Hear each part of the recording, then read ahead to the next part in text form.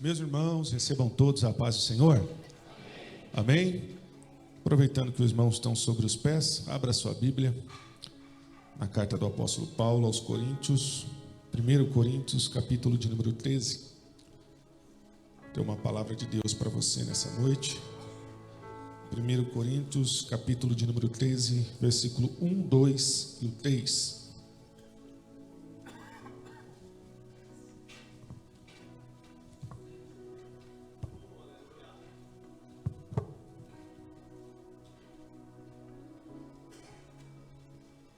Glória a Deus. 1 Coríntios, capítulo de número 13, versículo 1, 2 e 3. Quem achou, diga graças a Deus.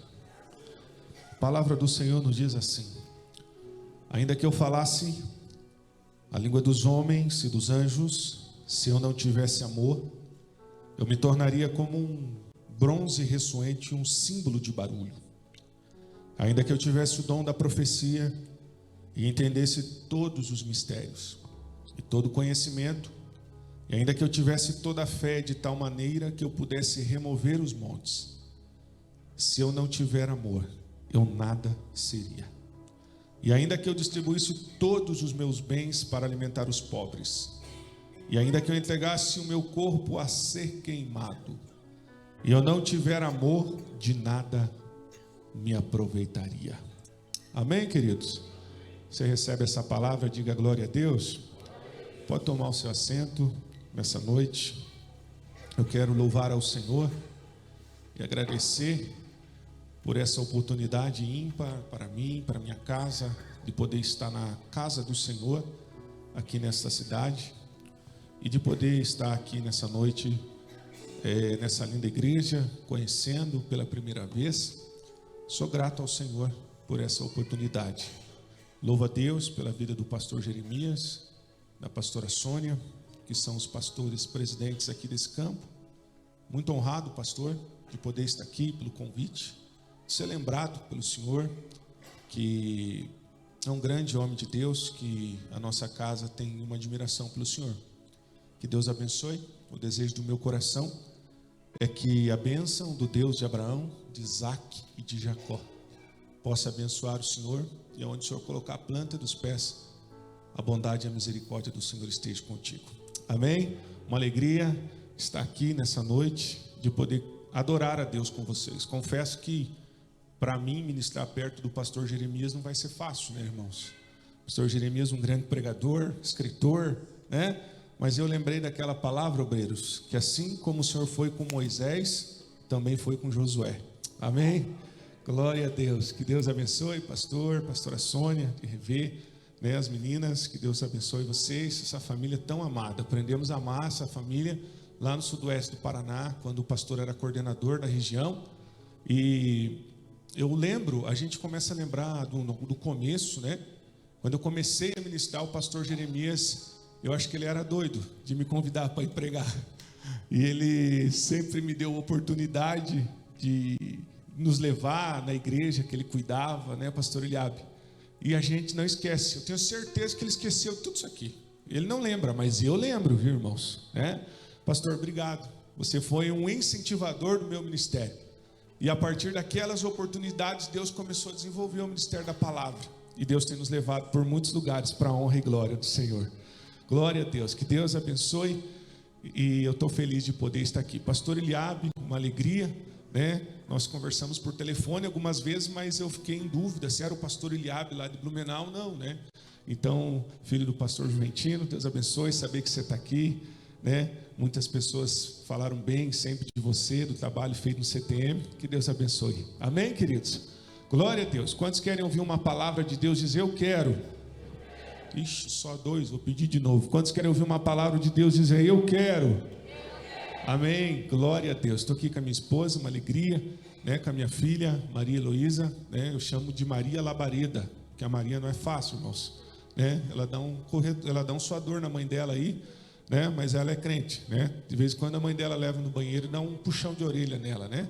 Criança tem que estar dentro da igreja, né, pastor? Mesmo que muitas vezes não pare, mas tem que estar dentro da igreja. Glória a Deus. Olha para essa pessoa bonita que está do seu lado, diga para ela: você está muito bonito, você está muito bonita, que bom te ver aqui nessa noite. Faz um elogio para ele aí. Fala para ele, você tá bonitão, você tá bonitona, que bom te ver aqui. A minha água é essa? Pra mim? Glória a Deus. Quem ganhou um sorriso, diga amém.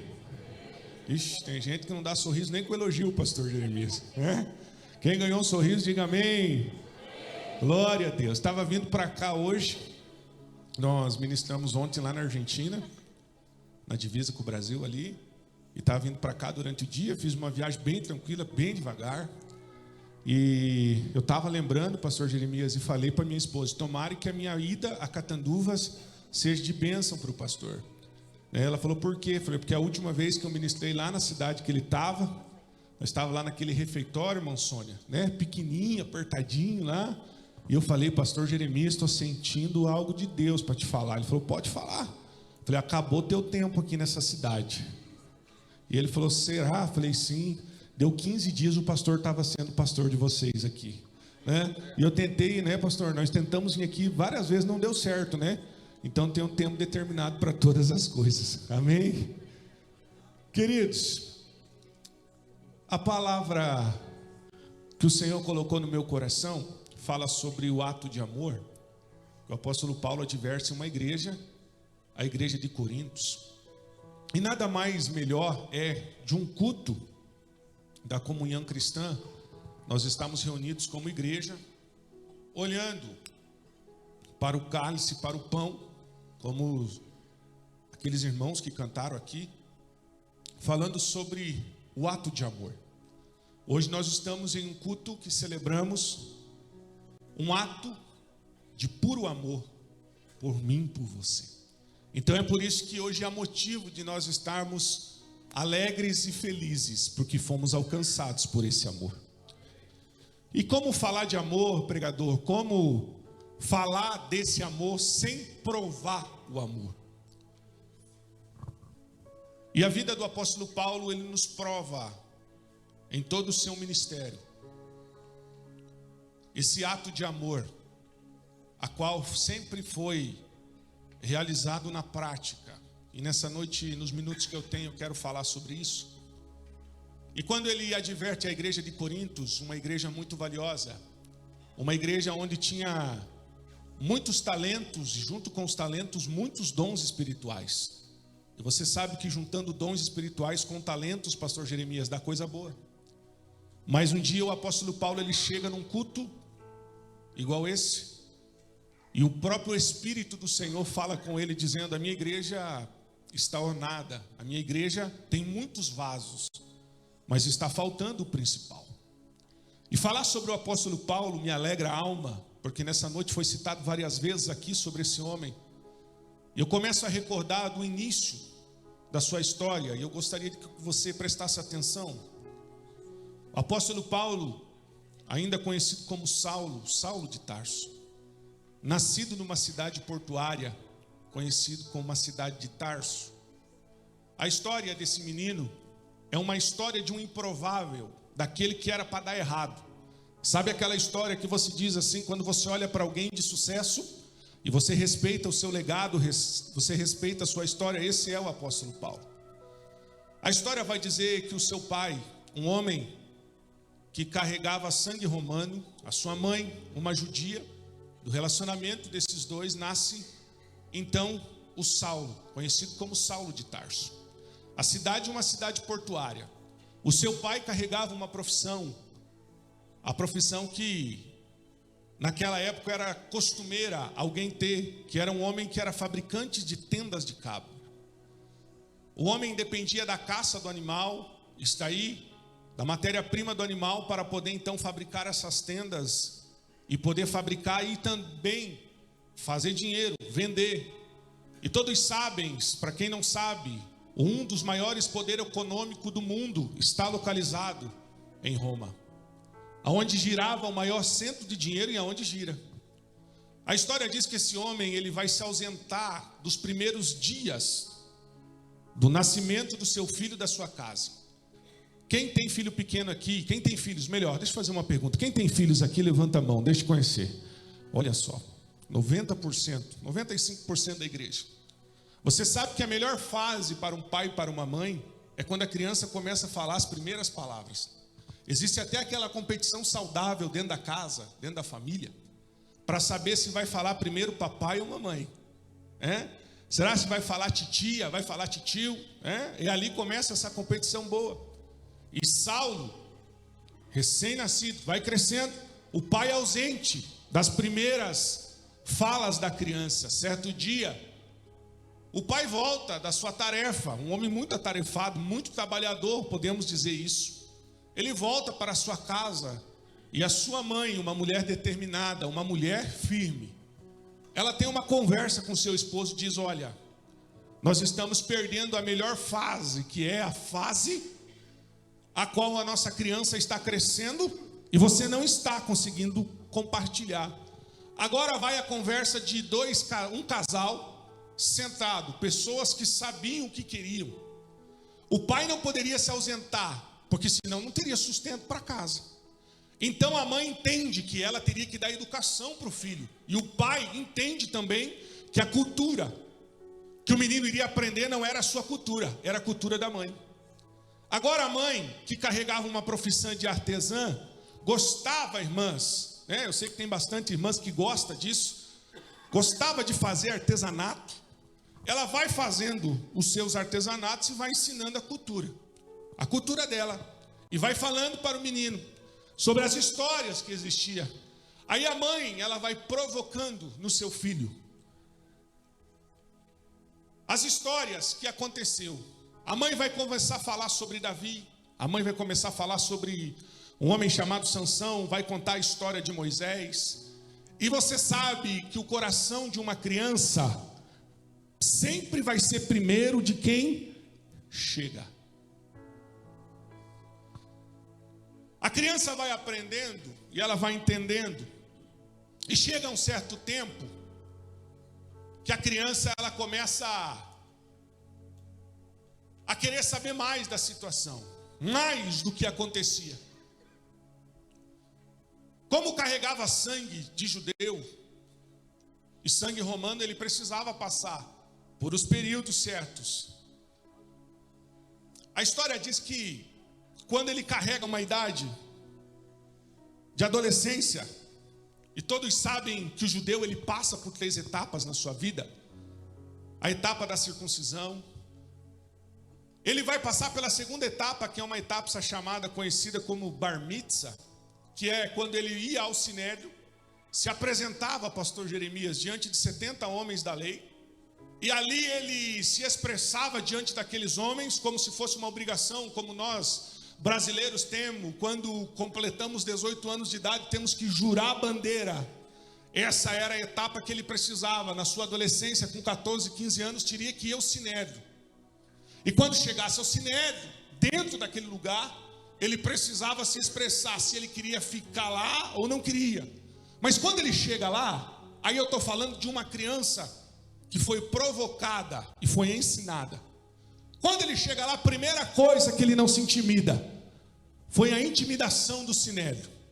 70 homens da lei, olha para mim aqui, 70 homens da lei. Você acha que 70 homens que estão ali para julgar, como que era a feição desses homens, pastor Jeremias? Era, pastor Eliabe, era um com a cara mais feia que o outro. E eu vou até abrir um parênteses, né?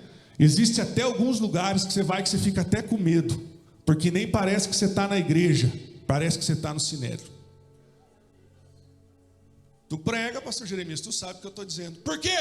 Porque é tanta gente sentada para julgar o culto de uma pessoa só. Mas nessa noite eu vim pregar para uma igreja adoradora e viva aqui em Catanduvas. 70 homens ali, ó. Quando você vai no banco, não eles têm um segurança do lado da roleta do banco? A função desse segurança está ali para fazer a segurança do local. Esse homem jamais, é muito difícil um homem que carrega esse ofício dar um sorriso para você. É muito difícil ele puxar uma conversa com você. Por quê? Porque ele está com um ofício. O ofício do sinédrio era esse, o quê? Julgar. Aí vai o menino, que a mãe ensinava, chega diante do sinédrio, recita um versículo do pergaminho, se sente à vontade naquele lugar, E ele chama a atenção do sinédrio, porque existia um que mandava naquele sinédrio chamado Dr. Gamaliel. Ele toma conta do ambiente e chamou a atenção. Porque eu sempre digo, se tem uma coisa que chama a atenção, são as pessoas preparadas. Eu vou falar de novo. Pessoas preparadas, elas chamam a atenção. Mesmo nessa questão, não trazendo para o bem de Saulo, ele chama a atenção daquele lugar. Agora, a história vai dizer que para você entrar dentro de um sinédrio, para você se tornar um doutor da lei, como foi provocado nele, como ele quis, porque eu entendo que um adolescente, 14, 15 anos de idade, eu sei que tem alguns por aqui nessa noite, ele já tem que saber o que ele quer da sua vida. Saulo vai para o sinédrio, ele já sai saindo de lá falando para sua mãe: gostei do ambiente, quero me tornar um doutor da lei. Poder de decisão, poder da escolha, o livre-arbítrio. A mãe que cuidava do filho, zelava, de uma forma, de uma mãe carinhosa, uma mãe cristã. E eu vim aqui dizer para você que o Saulo de Tarso não nasceu perseguidor e não nasceu bandido. O Saulo de Tarso, pastor Eliabe, conviveu numa casa que tinha amor, respeito, tinha doutrina. Mas o que faz ele ser um perseguidor, então, pregador? Vamos lá, a história vai revelar. O que faz a gente perder a nossa essência? A história diz que ele volta para sua casa e diz: mãe, eu preciso e quero se tornar um doutor da lei como aqueles homens. Mas para se tornar um doutor da lei não era assim. Nós estamos falando de uma palavra no tempo da lei, e não podia apenas como é hoje, que a graça ainda bem nos alcança todos os dias. Qual é a prova? Era essa. E se tiver alguém aqui que acha essa prova difícil, pode se manifestar que eu quero te conhecer, depois quero te dar um abraço. A prova para entrar no sinédrio era essa, irmãos. Sabe como? Precisava voltar e decorar o Pentateuco. Alguém sabe o que é o Pentateuco? Os 5 primeiros livros da Bíblia. Sem errar um ponto, sem errar uma vírgula. E ele precisava de novo enfrentar o sinédrio, enfrentar o Dr. Gamaliel, para poder recitar diante daqueles homens. Pode responder para mim. Essa prova era fácil ou difícil? Hã? Pode falar alto. Fácil ou difícil? Difícil. Mas aqui começa a ver, eu começo a entender algumas qualidades de pessoas que Deus quer ter por perto. Vou falar de novo, as irmãs deram glória, aleluia. Aqui eu começo a ver algumas qualidades de pessoas que Deus escolhe para estar perto dele. Pessoas com propósito, pessoas que querem ter um destino. Eu quero. Agora vai Saulo e vai estudar o Pentateuco. Vocês não vão acreditar, músicos. O camarada era jovem, mas ele já sabia onde ele queria chegar. Aí, Deus começa a olhar para ele. Opa, vai dar coisa boa. Ele volta, estuda, e chega a hora de voltar para o sinédrio se apresentar. Vamos lá. Ignorou os 70 homens de cara feia, não tinha problema. Chega naquele lugar, ele recita o Pentateuco todinho.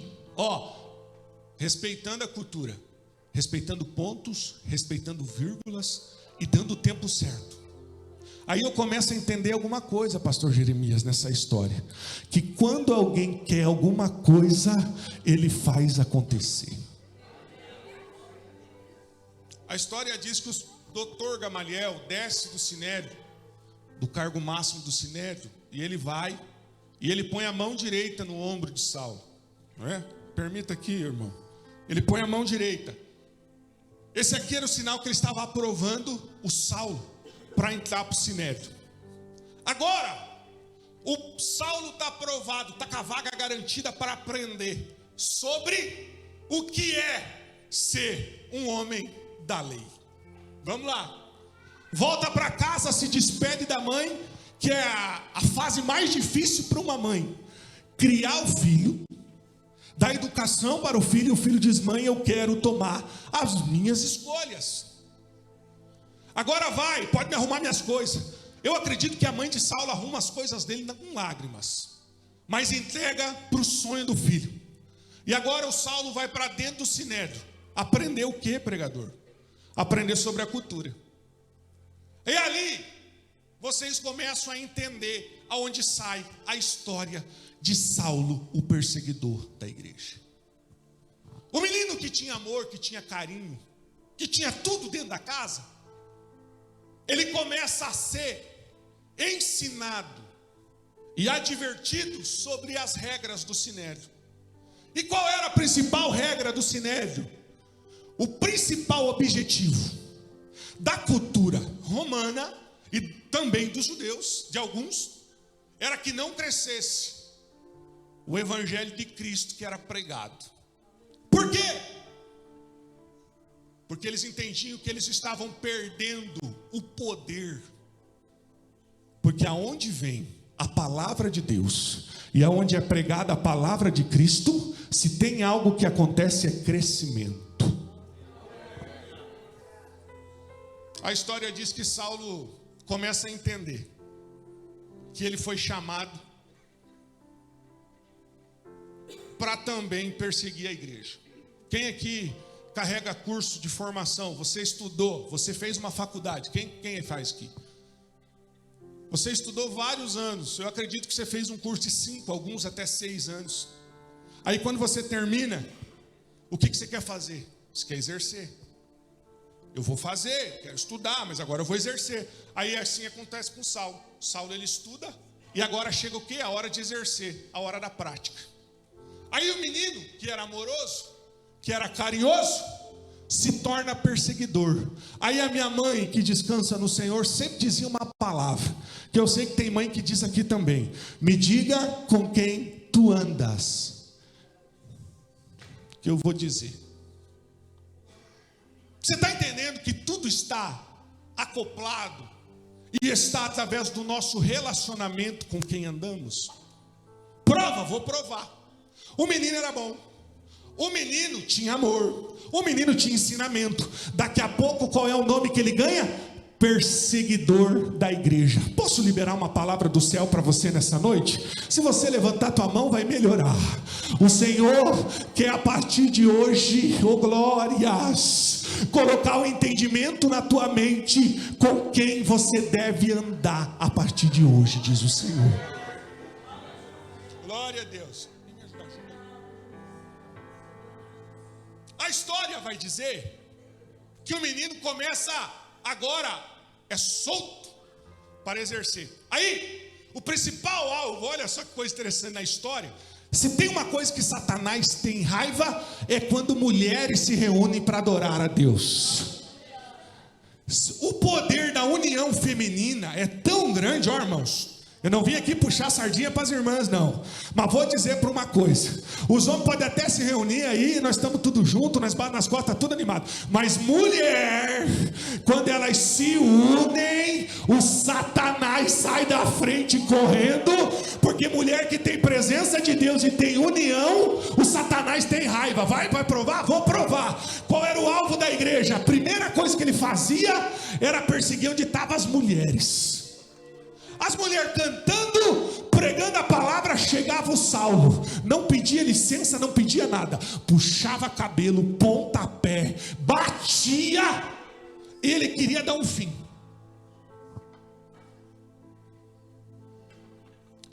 A história vai dizer que o Saulo ele começa a bater, persegue a igreja, começa a espancar, e daqui a pouco ele quer melhorar o negócio. Por quê? Porque ele não via êxito no que ele estava fazendo, porque ele não entendia uma palavra que o próprio Cristo liberou: sou eu que vou edificar a minha igreja. Você não entendeu, senão você dava glória. Tem uma palavra que está em Mateus, o próprio Cristo dizendo: eu edificarei a minha igreja e as portas do inferno não vai prevalecer sobre a minha igreja. Uramacachurabacandaraia.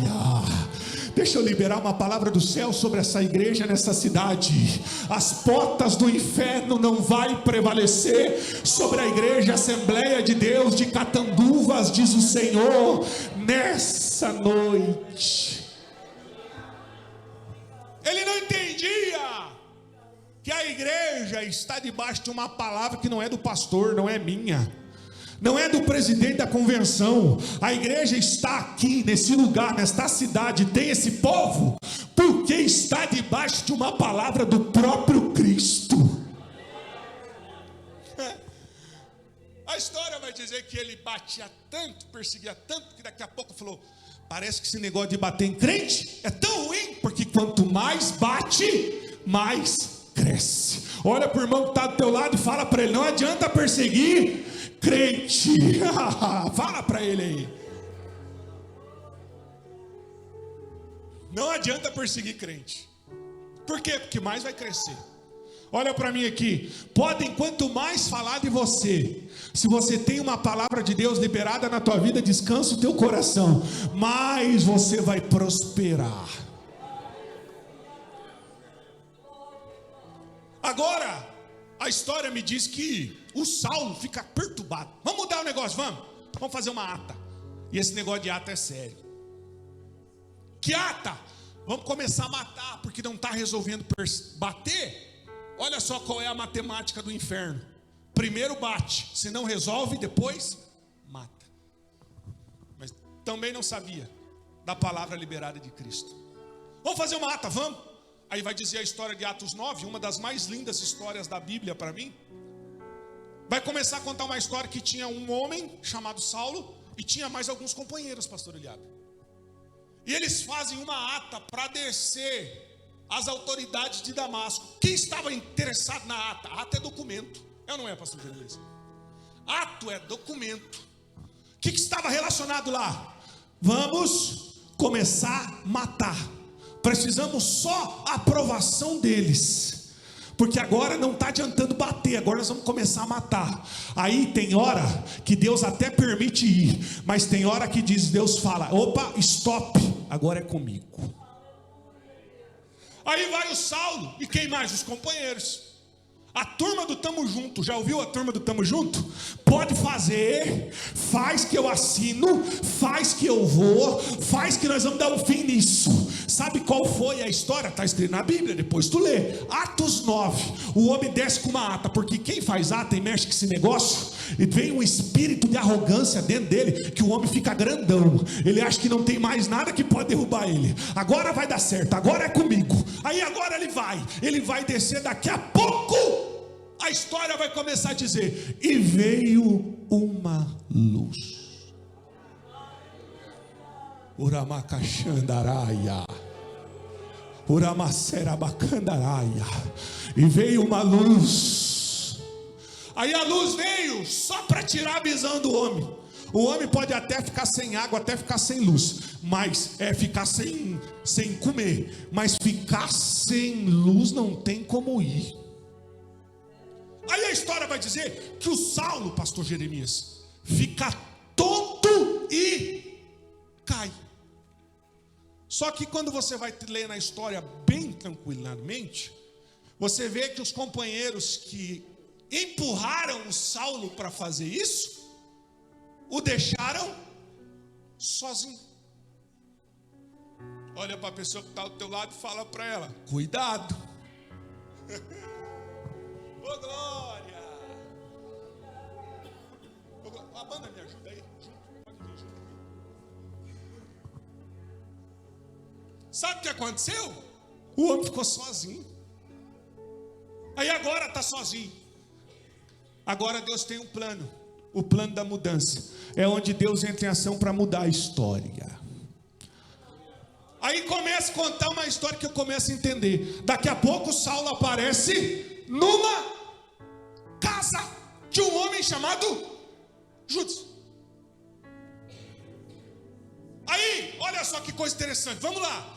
Como, pastor Jeremias, que um homem sem visão consegue ir para um endereço que ele ouviu? Vai para a rua chamada à direita. Eu começo a entender algo do céu. Oh, glórias. Que o que faz a pessoa chegar no endereço não é nem a visão, é a palavra que Deus coloca no seu ouvido. Eu vim pregar para espiritual nessa noite, para crente cheio de Deus. Não sei como está a tua visão, mas se os teus ouvidos estão abertos, eu tenho uma palavra para você. Deus vai começar a falar contigo.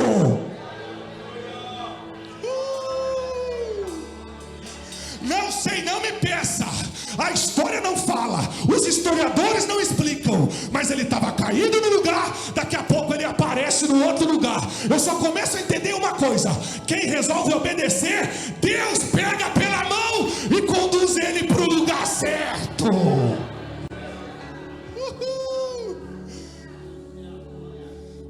Coisas espirituais só espiritual entende.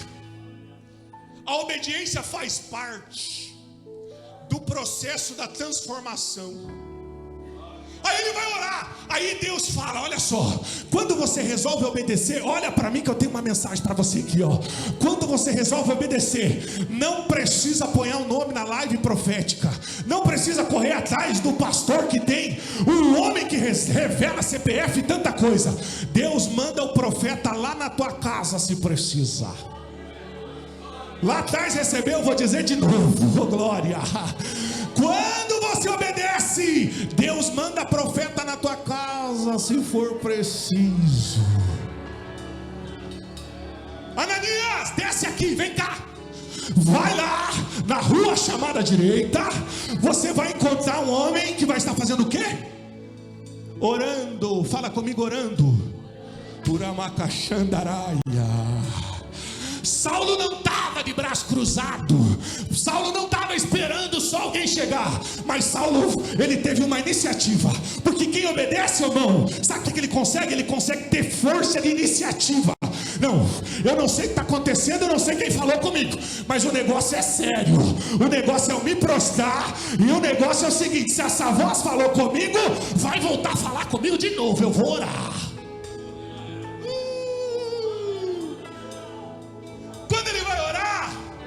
Olha para mim aqui, a oração é o maior poder para acionar o céu.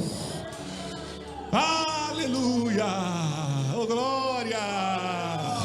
A oração, ela move o céu. Aí o Ananias, desce lá, porque o meu servo vai estar orando. Vai estar orando. Tem gente que não ora nem pelo alimento quando senta na mesa e quer ouvir Deus falar no culto de ceia. Miserável, vai ouvir nada. Só consegue ouvir a voz de Deus quem tem uma vida de comunhão na oração. Oh, glória!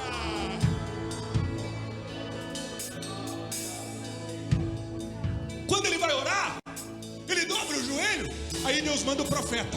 Quem aqui acredita em profeta de Deus? Eu vou pedir de novo, quem acredita que Deus usa profeta?